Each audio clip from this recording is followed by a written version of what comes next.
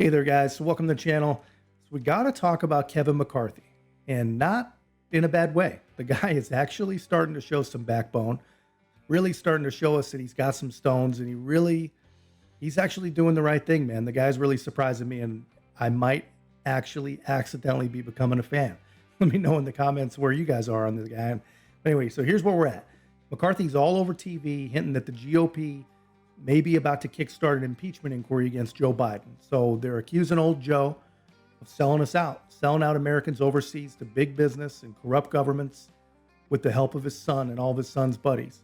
And obviously, for anyone that cares to pay attention, there really, really is an absolute mountain of evidence starting to pile up. And a recent development, is that next week, Hunter Biden's former business buddy, Devin Archer, well, the guy was so deep in with the family that Hunter actually had messages on the fake laptop telling him, Devin, you're a Biden. And this guy's going to testify in a closed congressional hearing.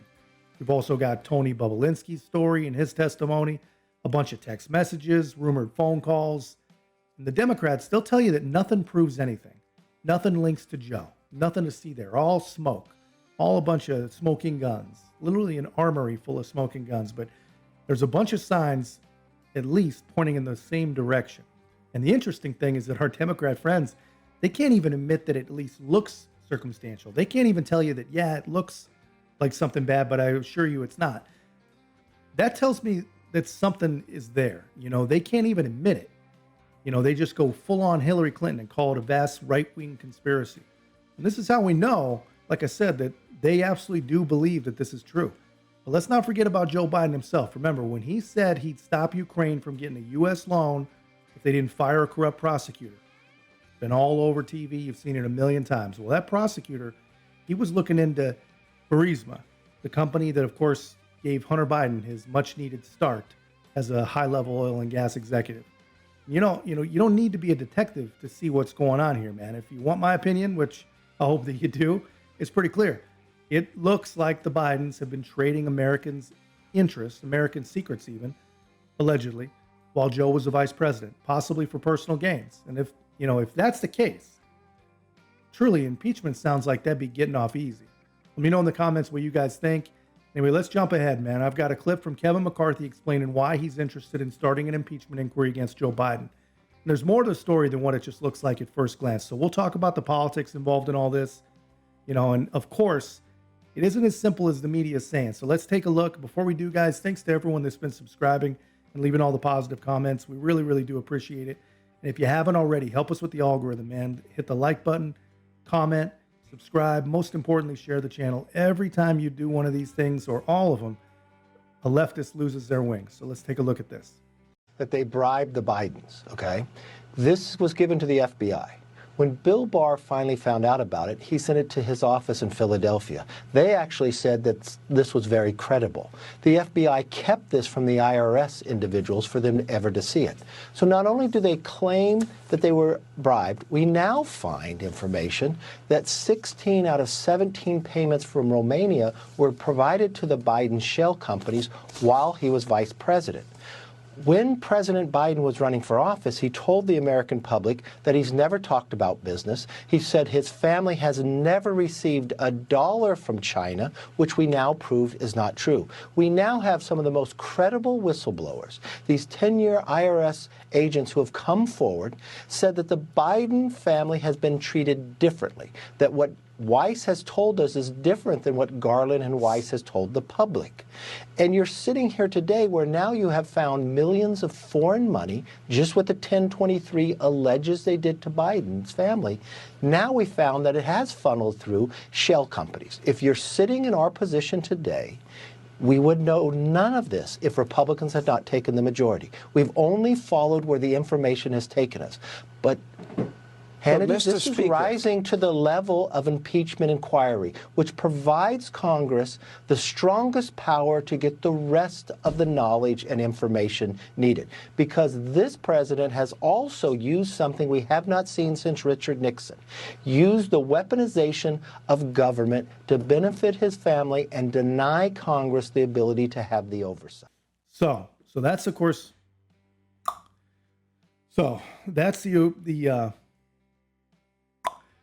So that's, of course, the argument that Kevin McCarthy makes. You know, the GOP has a couple of strategies in play here, which makes the whole situation a pretty complex deal. So one strategy is to launch an impeachment inquiry against Joe Biden head on. Just go for it. This would give them a chance to actually investigate deeper, shine a huge, giant spotlight on all the alleged misdeeds of the Biden family. The second move they can make involves wiping clean Trump's impeachments from the congressional record, like they never happened. I'm honestly not so sure how I personally feel about that. It seems a little gimmicky. Let me know in the comments what you think. My gut tells me I'd rather they just stay like they are, stay on the record for future generations to study, man. They want to study, how did one guy get impeached over a simple phone call, and the next guy had texts, emails, lies, shady tax sheltering bank accounts piling up, and that wasn't impeachment worthy? People are they're going to know. I mean, history has a way of sorting things out for sure. Let me know in the comments what you would do, expunge or not, and why. And now I've got to show you Nancy Pelosi talking with CNN. I showed you the same thing in a different video, but here it is in a little bit different context, talking about Republicans' plans against her good old buddy Joe Biden. Let's see what she had to say. In a private call, the now Speaker, Kevin McCarthy, told the former president that he supported the idea of expunging Trump's two impeachments, but apparently he didn't commit to bringing it to the floor for a vote. You oversaw both of those impeachment proceedings. What's your reaction to this notion? Well, the president was impeached because we had no choice. He had undermined our national security, jeopardized our well-being of our country. I was very careful about bringing any impeachment forward. But when the president made that phone call in terms of Ukraine, there was no choice. We had no choice. He must be impeached. Kevin is, playing politics. It's not even clear if he constitutionally can expunge those things. If he wants to put his members on the spot, his members in difficult races on the spot, that's a decision he has to make. But this is not responsible. This is not about the flag still being there. This is about being afraid. As I've said before, Donald Trump is the puppeteer. And what does he do all the time but shine the light on the strings? These people look pathetic. So there you have it. Nancy Pelosi's response, man. What a creative freaking creature. I wanted to show you that because it gives you an idea of how differently the Democrats and Republicans really are, how differently they really operate. Democrats, they seem to be able to flex their congressional muscles like whenever they want, man. Regardless of laws, doesn't matter about rules, doesn't matter about any constitutional barrier that might exist. Republicans, of course, and the flip side, have always been so weak. They've always been more cautious in their actions, and I do understand why. When you look at it, literally everything that they do is constantly under the microscope of the media. You got a Republican governor that can't even, his education department can't even issue a curriculum without it being a complete and total scandal. A slanderous, totally out of context, targeted propaganda scandal, of course. But anyway, they pick, prod, and propagandize literally everything that a Republican do. And when the game is rigged like that, if you don't outplay the other guy, you're just done. So it does make sense why they're so careful. I wish it was a little bit more fair, but anyway, I'll talk more about that in a second. But let's take a look at this clip. This one's also from CNN, and it's their take on Kevin McCarthy's threat of launching impeachment inquiries against Joe Biden. Now, CNN pretends to be confused, like they've never heard any of this stuff before, questioning if McCarthy's trying to impeach Hunter Biden instead. Let me know in the comments, is Hunter Biden forever their fall guy? Or do Democrats really not understand that no one cares about Hunter Biden? We never have, never will. We care about the involvement of his dad, the alleged involvement of his dad. And really, everyone should care about that. It shouldn't matter what letter comes before your name, but these ghouls are constantly dismiss any connection to Joe, even in the face of a truly insane and undeniable amount of evidence.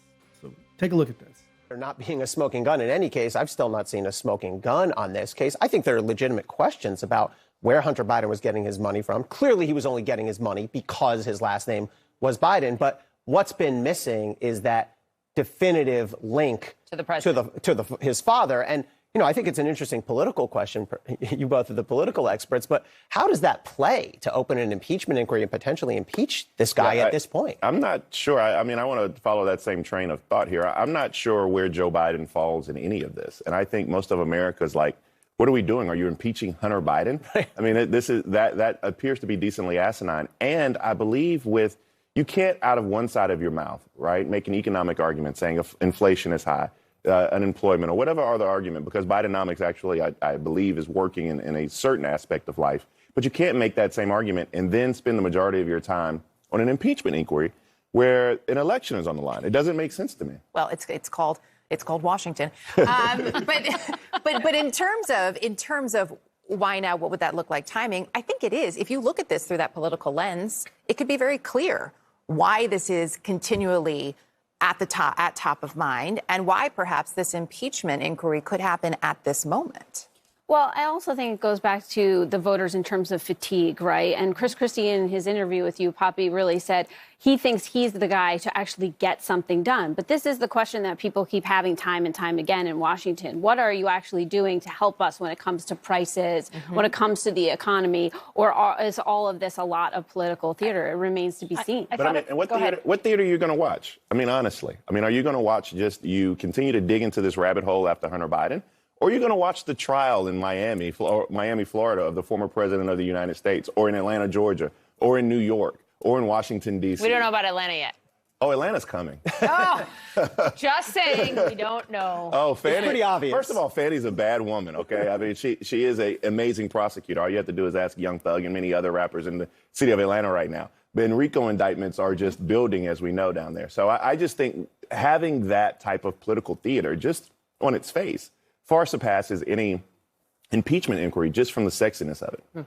Thank you, Ellie, Peggy, Bakari. Appreciate it very much. So it really does seem like the mainstream media, they're really digging in on this fantasy narrative that doesn't align with any facts whatsoever.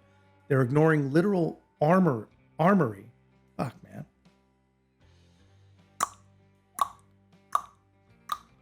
So it seems that the mainstream media, they're really digging in on this fantasy narrative that does not align with any fact whatsoever, ignoring a literal armory of smoking guns and ignoring actual guns as well, ignoring whistleblower testimony, ignoring Hunter Biden's fake laptop, ignoring the WhatsApp messages.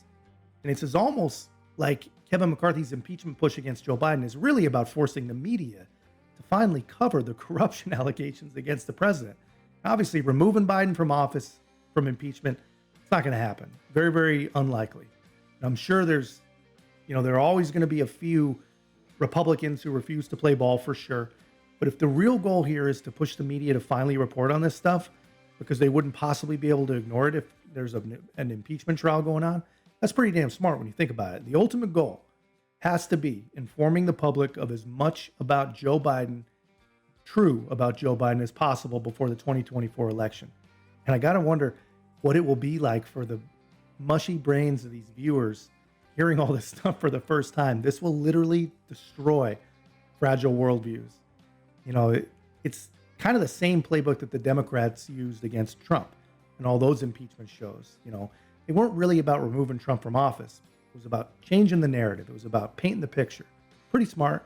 Sad that, an impeachment becomes a weapon. This time, there's a whole lot more than a freaking phone call to talk about.